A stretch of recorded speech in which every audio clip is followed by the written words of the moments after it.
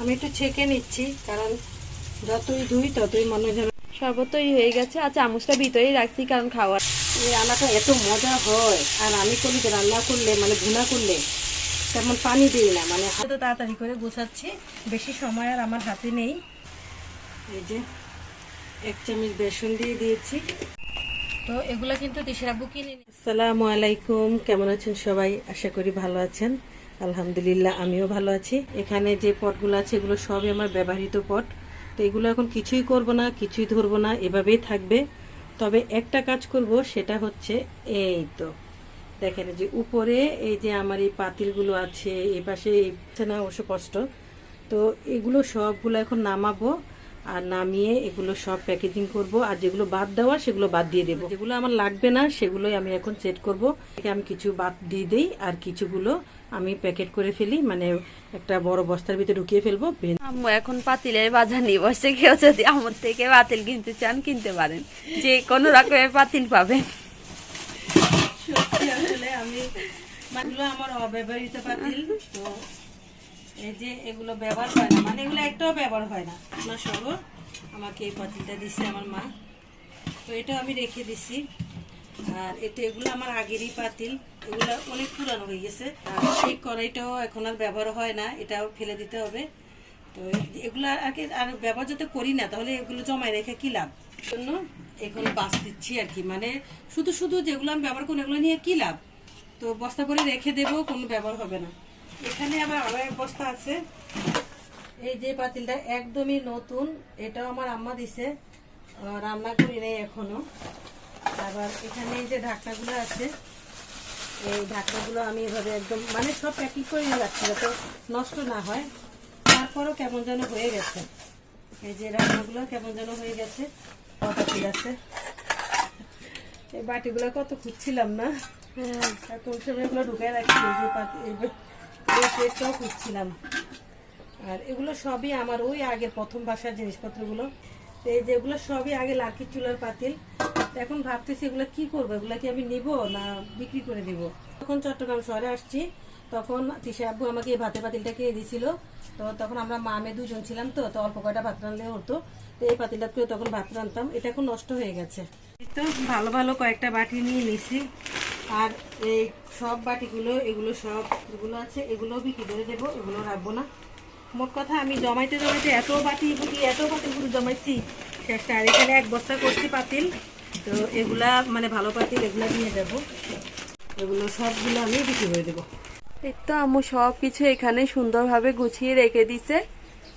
এতক্ষণ কত জিনিসপত্র ছিল, এই সব জিনিসপত্র 2টা ব্যাগের মধ্যে এঁটে গেছে। আজকে তো অনেক কাজই করছি, কিন্তু এই কাজটা এখনো বাকি রয়ে গেছে। তো এই কাজটা এখন করতে হবে, এটা না করলেই নয়, কারণ এখানেও আবার সব অনেক জিনিস নষ্ট হয়ে যাবে। তো এটা হচ্ছে ঈদের বাজার, মানে ঈদের সময়ের জন্য বাজারটা আসছে। তো এখন তো বাংলা সেমাই প্রথমেই দেখাই দিলাম, এটা আমার ফেভারিট সেমাই। তারপরে তো চিনি, আবার এখানে একটা চায়না গ্রাস আছে। এই চায়না গ্রাসটা কিন্তু আমাদের সবার প্রিয়। লবণটা প্যাকেটটা ছিঁড়ে গেছে কেমনে জানি, মানে গুঁড়া মশলা। এখানে গুঁড়া মশলা বলতে এখানে মরিচের গুঁড়া, ধনিয়া গুঁড়া, জিরার গুঁড়া, হলুদের গুঁড়া, এগুলাই এই গুঁড়া মশলাগুলো এখানে। আর এখানে একটা নুডলস আছে, এটার সাথে একটা বাটিও পেয়েছি। এই যে নুডলসের সাথে এই বাটিটা দিছে। তিশা একদিন আমাকে বলছিল কাম্মু নুডলসের সাথে একটা বিশাল বড় বাটি দিতেছে, চলো না 1 প্যাকেট নুডলস কিনি। তাই আমি বলছি কি না থাক, আমাদের তো এরকম বাটি আছে, দরকার নাই বলছিলাম। এখন আমাদের ঘরে অলরেডি বাটিটা চলেই আসছে, ওর আশা পূরণ হয়েছে। তবে ওর পুরোপুরি আশা পূরণ হয় না, ও ভাবছে এটা বড় বাটি, আসলে এটা ছোট বাটি।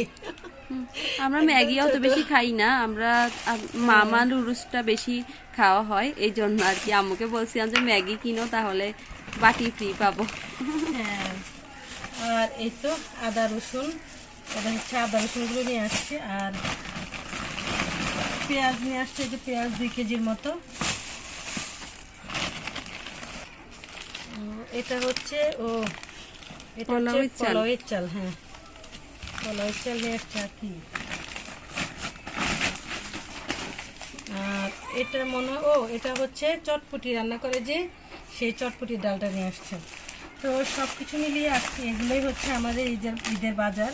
তো আজকে অনেক কাজ করছি, দেখছেন তো কি কাজ করছি, একদম পুরা পাকঘর ক্লিন করে ফেলছি, অনেক বাটি ফেলে দিছি, অনেক মানে পাতিল বাদ দিয়ে দিছি, সব কিছু বাদ দিয়ে দিছি, দিয়ে ওগুলো বাইরে আলাদা করে রাখছি। আর যেতটুকু আমার প্রয়োজন অতটুকু মাত্র দুইটা বস্তা হয়েছে, দুইটা। তো ওগুলো এখন আমি যখন যাব তখন নামাবো আর নিয়ে যাবো, আর কোনো সমস্যা নেই। এই জন্যই আমি সব কিছু তো তাড়াতাড়ি করে গোছাচ্ছি, বেশি সময় আর আমার হাতে নেই।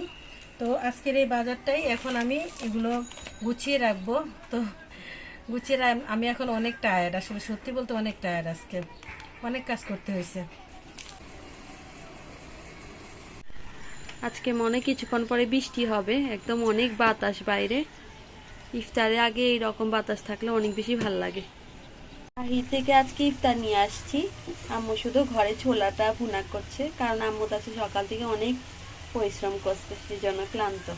এই যে 1 চামচ বেসন দিয়ে দিয়েছি, এখন ছোলাটা একদম পারফেক্ট হয়ে যাবে। আম্মু কলিজা ভুনা করবে, আর এই জন্য পেঁয়াজ রসুন সবকিছু কেটে নিয়েছে। আজকে ইফতার কিন্তু আমাদেরকে তাসিন খাওয়াচ্ছে, তাসিন নিয়ে আসছে। প্রথমে শসা দেখাই, দেখুন তাজা তাজা শসা পেয়েছি। এটা পুরো একবারে সৌভাগ্যের মতো তাজা শসা পাওয়া। হ্যাঁ, তাজা শসা এখন আর পাওয়া যায় না বেশি। হ্যাঁ, এরপরে ইফতারি আমাদের বাসা থেকে প্রায় 10-20 মিটার দূরে, জানি না আমি, কিন্তু ওখান থেকে আমরা নিয়ে আসি। ওখানে একটা টেবিলে করে ওরা বিক্রি করে। আমাদের কাছে যে ইফতারি গুলা পাওয়া যায় ওগুলা একদম বিশ্রী খাইতে না, হ্যাঁ ভাল লাগে না, এগুলো অনেক মজাদার হয়। আমরা এই জন্য দূরে যাই, এই দোকানটা থেকে নিয়ে আসি। একটু দূরে হলো ইফতারি গুলা মজা। হ্যাঁ, দেখেন 10 টাকার বুরিন্দা।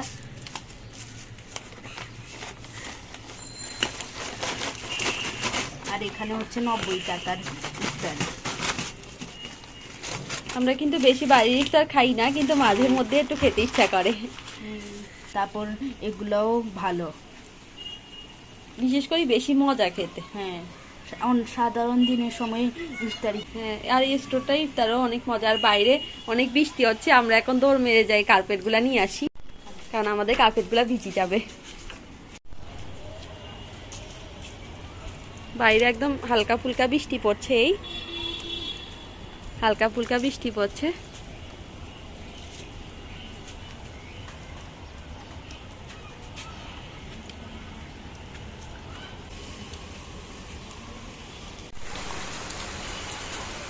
আমাদের চট্টগ্রামে কিন্তু এই প্রথম বৃষ্টি আজকেই পড়লো, এর আগে এখনো পড়ে নাই। এর আগে এরকম ওয়েদার দেখতে অনেক ভালো লাগে। এটা পুদিনা পাতা ছিঁড়িয়ে নি ইফতারের জন্য। আম্মু কার্পেট নিয়ে যাও। আম্মু, হ্যাঁ এখানেই থাক।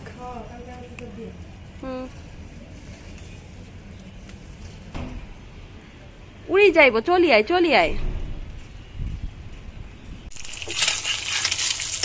আজকে নুডলস রান্না করে নেবো, যেহেতু ওরা আজকে ইফতারি নিয়ে আসছে, মানে কাশির আজকে আমাদেরকে ইফতারি খাওয়াবে। তো আজকে তাই আমি একটু নুডলস রান্না করে নিই। রান্না করে না, কারণ বেশি খেতে পারি না। আম্মু 2 প্যাকেটই রান্না করে, আর ওটাই আমাদের অনেক হয়ে যায়। আম্মুর হাতের এই নুডলসটা মাংসের নুডলসকেও হার বানাবে, তো মজা হয়। একদম সিম্পল ভাবে রান্না করি, মানে তেমন পেঁয়াজ কাঁচামরিচ একদম অতিরিক্ত দিই না। আগে থেকে আমি একটু সিদ্ধ করে নিয়েছি। আর ম্যাগি নুডলস আমি সবসময় সিদ্ধ করে পানিটা ফেলে দেই, কারণ যখন আর কি এভাবে ভাজা ভাজা রান্না করি তাহলে আর আঠালো হয় না, আর খেতে একটু ভালো লাগে। রান্না করা শেষ, এখন বাটিতে ঢেলে নিব। আজকে নুডলসে কিন্তু তেমন একটা মশলা দেইনি, একদম সাদা সাদা করে রান্না করছি। আজকে আমার কাছে ধনেপাতা নাই, এর জন্য ধনেপাতা দিতে পারলো না। গাছে আছে ধনেপাতা, কিন্তু বৃষ্টি হচ্ছে, যাবো না আর এখন, থাক ধনেপাতা ছাড়াই আজকে খাই। একদম এইটুকু বৃষ্টিতে পুরো একদম ঠান্ডা হয়ে গেছে পুরা। এদিকে তাসিন শসা কেটে নিচ্ছে। এখানে আমি মুরগি কলিজা রান্না করার জন্য ধুয়ে নিয়েছে, আর তাড়াহুড়া করছে কারণ বেশি সময় নাই। পেঁয়াজ কম বসছিল, তাই পেঁয়াজও কাটিয়ে নিচ্ছে। আবার কলিজাতে পেঁয়াজ বেশি না দিলে ভালো লাগে না খেতে। আমার আবার ইফতারি পরে রান্না করতে একদম ভালো লাগে না, চেষ্টা করি ইফতারি আগে সব শেষ করতে। তাসিন ইফতারি গোছো করা শুরু করে দিয়েছে, আর মাত্র 10 থেকে 20 মিনিট আছে। তো আমরা এই জন্য তাড়াহুড়া করছি। আজকে এটাই আমাদের রান্না হবে। কলজার সাথে অবশ্য মুরগির মাংসও আছে, তো এটাই আবার ভুনা করবো। কালকের ডাল কেউ খাইনি, ওই ডালটাও পড়ে আছে। রমজানে অতিরিক্ত কিছু রান্না করলে না সেটা থেকেই যায়। কালকে ডাল রান্না করছি, পরশুদিন ডাল রান্না করছি, ওই ডাল কালকেও খাইছে, আজকে এখনো আছে। আবার বেগুন ভাজা করছি, সেটাও আছে। এই জন্য শুধু একটা তরকারি রান্না করবো। আমরা শরবত বানাবো, আর আজকে আমরা কিন্তু ট্যাঙের শরবত বানাবো। এর জন্য পরিমাণ মতো চিনি দিয়ে দিচ্ছে তাসিন। ইফতারিতে যখনই ট্যাঙের শরবত তৈরি করি তখনই ছোটবেলার কথা মনে পড়ে, কারণ ছোটবেলায় অনেক বেশি ট্যাং পছন্দ ছিল, চুরি করে করেও খেয়ে ফেলতাম। আগে আমিও করতাম, এখন আর করেই না।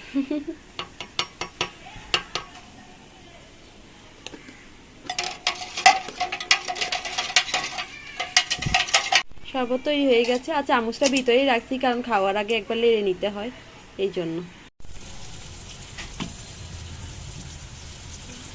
আমি একটু ছেঁকে নিচ্ছি, কারণ যতই ধুই ততই মনে হয় যেন শুধু পানি বের হয়।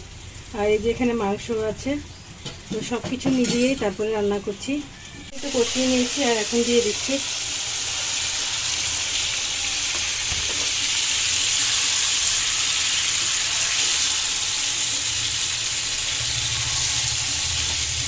এই রান্নাটা এত মজা হয়, আর আমি করি যে রান্না করলে মানে ভুনা করলে তেমন পানি দিই না, মানে হালকা পানির ভিতরেই আমি সব করি। এই তো এখন কষাবো, এই পানি বের হবে, এই পানি দিয়েও কষবে, রান্নার মতো হয়ে যাবে, তারপরে একটু পানি দিবি। আর আরেকটা হচ্ছে যে আম্মু ননস্টিক ফ্রাই প্যানে রান্নার চেষ্টা করে যাতে লেগে না যায়, হ্যাঁ, বুনা বুনা হয় একদম। একদম মানে ভাজা ভাজা হয়ে যায়, একদম ভালো লাগে আর কি খাইতে। তৈরি করা শেষ, এখন রাত 10টা বাজে, তো রাতের খাবার খাবো। আম্মু কিন্তু পোলাও রান্না করছে। যতই ইফতারের আগে মজা মজা করছি, কিন্তু এখন আর ভাল লাগতেছে না খাইতে। যে সবাই বলতেছে যে অল্প অল্প করে বাইরো, বেশি বাইরো না, আর ভাল লাগবে না খাইতে। কিন্তু এত মজার একটা খাবার, তারপরে কেন যেন মনে হচ্ছে যে বেশি খাইতে পারবো না। হ্যাঁ, তো যাই হোক, সবার জন্য অল্প অল্প করে বাড়িয়ে নিছি। আর 2টা শসা, সালাদ বানানোর ইচ্ছা নেই, এই জন্য গোটা গোটা করেই কেটে নিলাম। তাহলে আজকে এই পর্যন্তই। আজকে সারাদিন আমরা অনেক বেশি ক্লান্ত হয়ে গিয়েছি। সবাই ভালো থাকবেন, সুস্থ থাকবেন। আল্লাহ হাফেজ। আল্লাহ হাফেজ।